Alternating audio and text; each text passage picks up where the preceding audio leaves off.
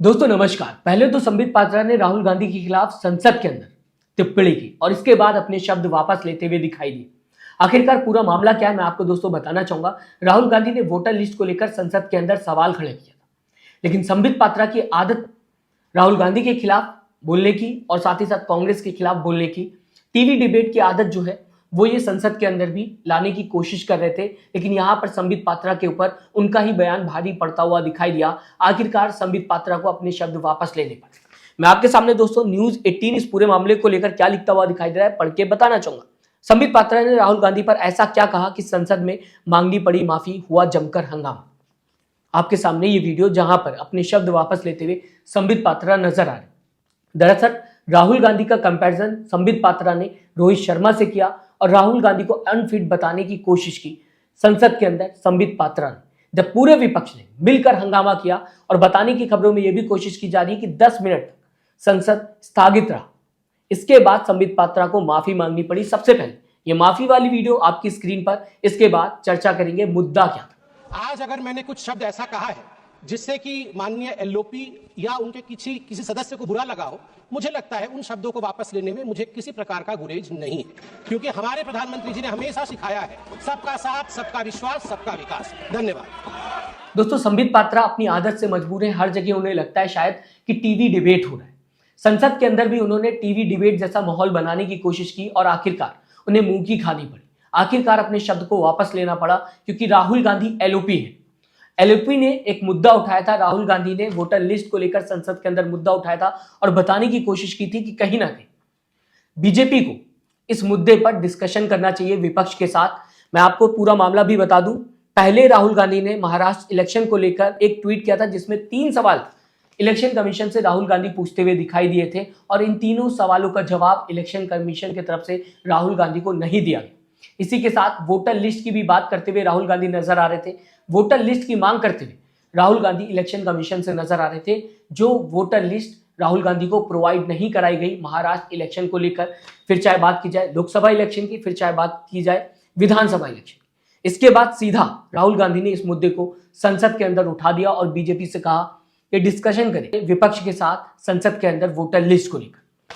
अब इसके बाद क्या था, संबित पात्रा को इस टॉपिक पर बात करना था, इस टॉपिक पर बयान देना था और संबित पात्रा ने कहीं की बात कहीं जोड़ दी। लेकिन सबसे पहले संबित पात्रा का बयान मैं आपके सामने रखूं। मैं आपके सामने राहुल गांधी के इस बयान को रखना चाहूंगा जिसकी वजह से संबित पात्रा ने टिप्पणी की है। क्या इसे लेकर टिप्पणी संबित पात्रा को करनी चाहिए थी? पहले ये बयान सुनिए, इसके बाद अपनी राय कमेंट बॉक्स में जरूर दीजिए।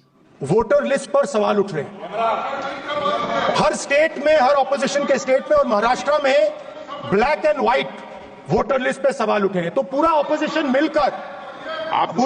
मिलकर सिर्फ ये कह रहा है कि वोटर लिस्ट पे यहां पे एक डिस्कशन हो जाए। यही मुद्दा है जिसकी वजह से संबित पात्रा ने राहुल गांधी के खिलाफ टिप्पणी की संसद में, जहां पर राहुल गांधी ने वोटर लिस्ट को लेकर डिस्कशन की बात की बीजेपी के साथ, लेकिन डिस्कशन की जगह संबित पात्रा ने टिप्पणी कर दी राहुल गांधी के खिलाफ।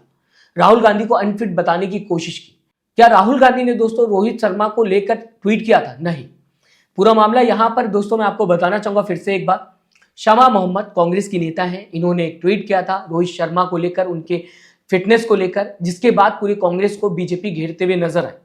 हालांकि मैं आपको दोस्तों बताना चाहूंगा बीजेपी की बड़ी नेता या फिर ये कहा जाए फेमस नेता कंगना रनावत भी रोहित शर्मा के खिलाफ ट्वीट कर चुकी हैं, लेकिन इसे लेकर बीजेपी ने राजनीति नहीं की। लेकिन जैसे ही शमा मोहम्मद कांग्रेस की नेता ने ट्वीट किया, उसके बाद पूरी कांग्रेस को घेरना शुरू कर दिया बीजेपी ने। तो समझा जा सकता है एक तरफ बीजेपी नेता भी ट्वीट करते हुए नजर आए, लेकिन किसी ने सवाल नहीं उठाया। लेकिन दूसरी तरफ जैसे ही कांग्रेस की नेता ट्वीट करते हुए नजर आती है, पूरी गोदी मीडिया एक्टिव हो जाती है, बीजेपी एक्टिव हो जाती है। आपके सामने दोस्तों कंगना रनावत का भी ये ट्वीट लाना चाहूंगा, जहां पे रोहित शर्मा को उल्टा सीधा सुनाने की कोशिश कर रही है कंगना रनावत। क्या आपने इसे लेकर खबर सुनी? और एक इंसान ने ट्वीट किया, पूरी पार्टी को घेरने की कोशिश की गई। आखिर में शमा मोहम्मद ने भी बताने की कोशिश की थी कि मेरा पर्सनल ट्वीट था, व्यक्तिगत बयान था, इससे पार्टी का कोई लेना देना नहीं। आखिर में कांग्रेस भी साइड हटते हुए दिखाई दी थी, लेकिन पूरे कांग्रेस को घेरने की कोशिश की गई। संसद के अंदर राहुल गांधी ने जो वोटर लिस्ट को लेकर सवाल उठाया था, उसी के जवाब यहां पर संबित पात्रा ने राहुल गांधी का कंपैरिजन रोहित शर्मा से किया, जो ट्वीट करते हुए शमा मोहम्मद दिखाई दे रही थी। उस ट्वीट को लेकर राहुल गांधी से जोड़ने की कोशिश की और राहुल गांधी को अनफिट बताया। ये कांग्रेस पार्टी कहती है कि रोहित शर्मा अनफिट है।